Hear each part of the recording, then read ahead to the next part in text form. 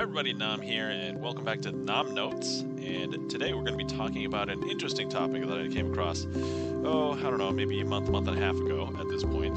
The topic is hyperlexia.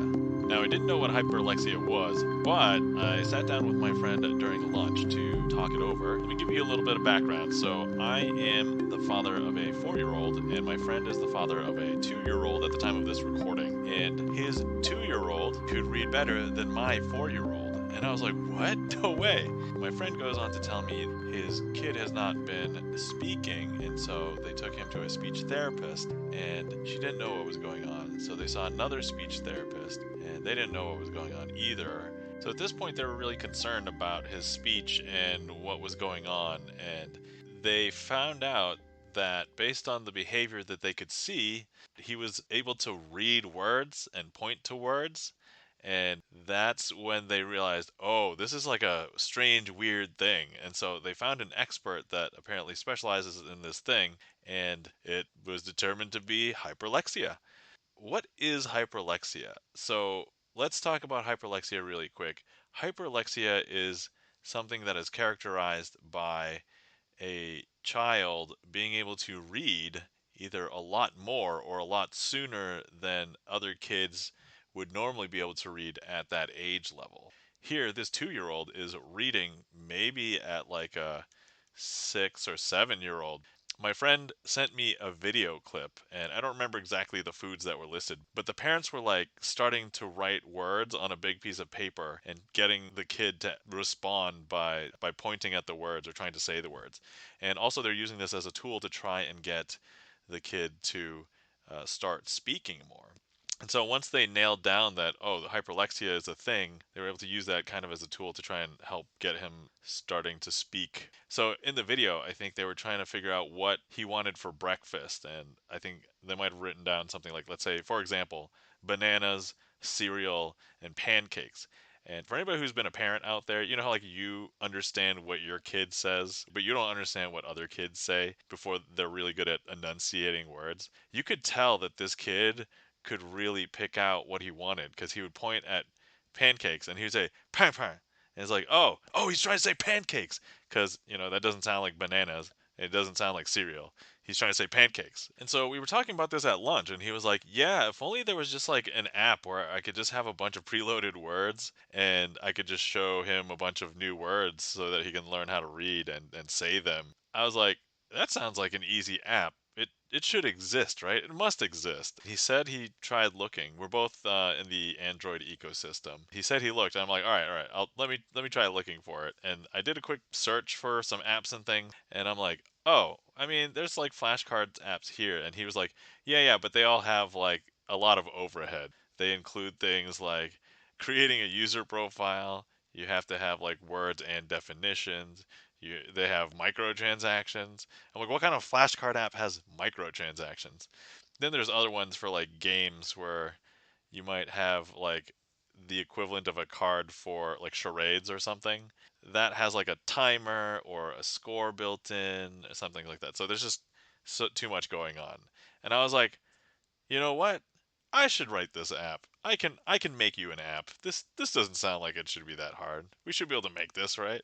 I was like, let me try and create an app and just see where this goes. So he was just hoping for a way to just have a word be displayed on screen, and there might be a bunch of pre-populated lists of words.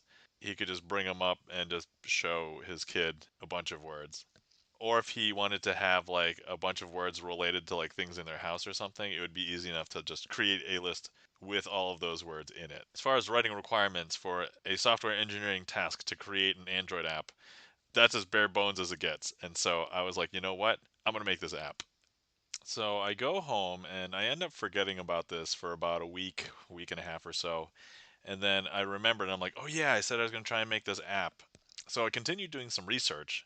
I did research into hyperlexia. I wanted to understand it more, and there were a couple of anecdotes that I heard from various different YouTube videos and people's firsthand accounts of it, which there's a bunch on YouTube. So if you just search up like hyperlexia and you just find some of the videos, it seems to widely manifest itself in early childhood when the difference in reading levels is super wide for the age ranges.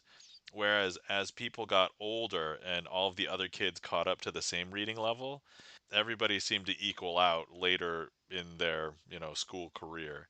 I was actually listening to one woman describing how she seemed like she had something special when she was young because she could read so easily.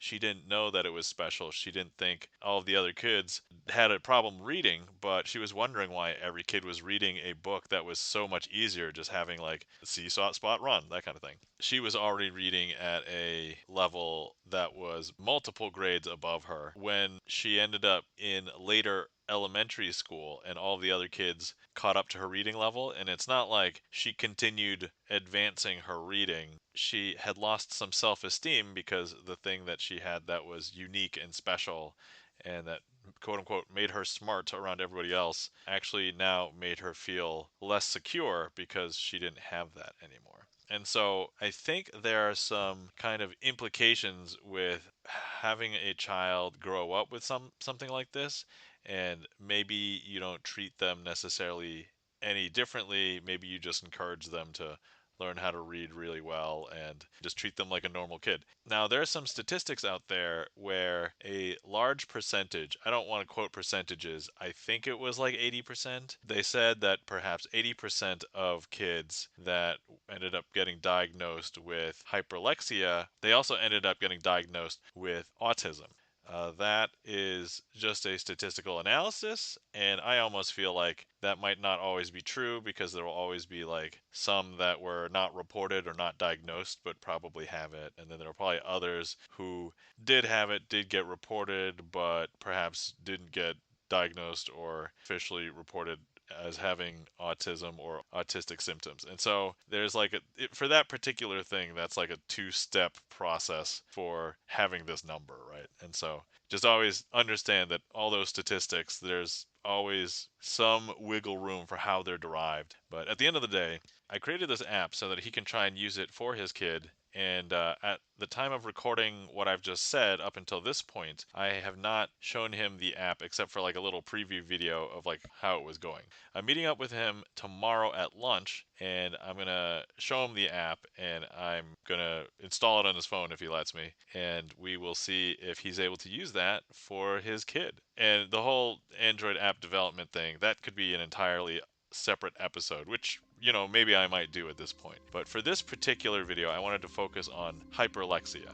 And so also we were thinking, why would his son have hyperlexia? You have to understand something about my friend. When he and I first met, all the nerdy geeky things that we were both into, so we were both into things like Magic the Gathering, we were both into rhythm games and like dance games, so like Dance Dance Revolution. This guy has like the most, I don't know how to describe it exactly, but I would say that he has a very great ability to recognize patterns. So he is like a pattern recognition machine. Things that I thought maybe would take him a little bit longer, or he just practiced, right? And it's just, no, he has like some innate ability to recognize patterns. And I was like, if this is somehow genetic, your kid probably got it from you and your pattern recognition, right? And he was like, yeah, you know what? That's probably true. And not that we are saying that anything has anything to do with causation or anything was passed down. It's just purely speculation from the standpoint of this is something interesting that we thought about and talked about.